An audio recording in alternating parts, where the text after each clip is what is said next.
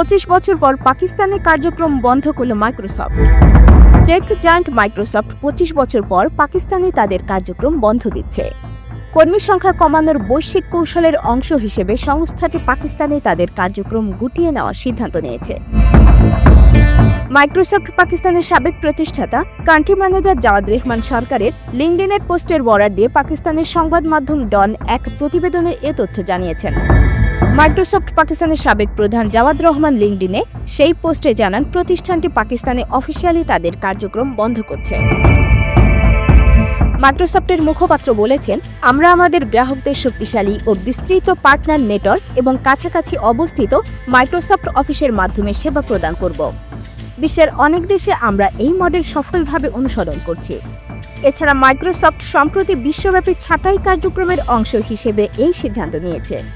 বুধবার কোম্পানিটি জানিয়েছে তারা প্রায় 2,28,000 কর্মীর মধ্যে প্রায় 4% কর্মী ছাঁটাই করবে। মে মাসেও প্রায় 6,000 কর্মীকে ছাঁটাইয়ের ঘোষণা দেওয়া হয়েছিল।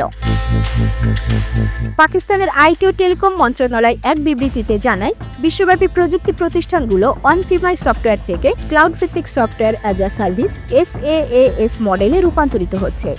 মাইক্রোসফটের সিদ্ধান্ত এই পরিবর্তনেরই প্রতিফলন। প্রযুক্তি বিশ্লেষক হাবিবুল্লাহ খান জানান, আগে সফটওয়্যার কোম্পানিগুলো গ্রাহকের অবকাঠামোতে সফটওয়্যার স্থাপন করে এককালীন লাইসেন্স বিক্রির মাধ্যমে আয় করত, যা ব্যয়বহুল। কিন্তু SaaS মডেলে কোম্পানি ক্লাউডের মাধ্যমে সাবস্ক্রিপশন ভিত্তিক আয় করে, ফলে অনগ্রাউন্ড উপস্থিতির প্রয়োজন পড়ে না।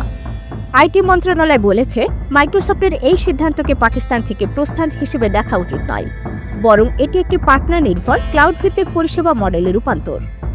বিশ্লেষক খান বলেন, মাইক্রোসফটের এই পদক্ষেপ অন্যান্য বহুজাতিক কোম্পানির মতো পাকিস্তান ছেড়ে যাওয়া নয়, বরং তাদের SaaS এবং কৃত্রিম বুদ্ধিমত্তা ভিত্তিক মডেলের দিকে অগ্রসর হওয়ার অংশ, যা পাকিস্তানি প্রযুক্তির খাতের মান বা অর্থনীতির ওপর নেতিবাচক ধারণা তৈরি করে না।